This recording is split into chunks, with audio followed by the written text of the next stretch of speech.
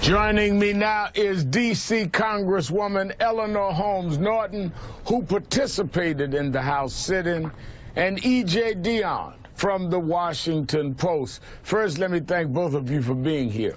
Good to be with you. Now. Congresswoman, you were active in the civil rights movement of the 60s. Now this civil disobedience in the House.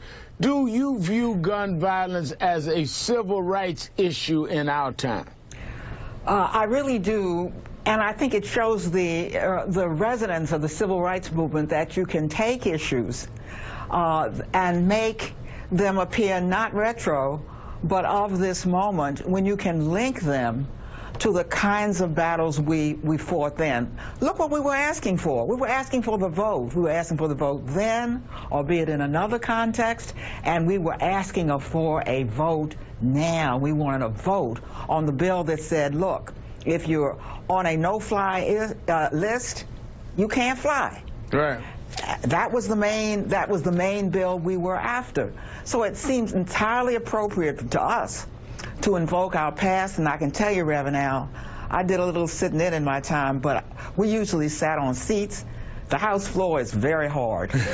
Well, Congresswoman, one of the things that is done with movements is also deal with public opinion. And when you look at two of the critical issues this week, gun control and immigration, it's interesting to look at the polling on that. On guns, 89% support background checks. On immigration, 78% support a path to citizenship or legal residency.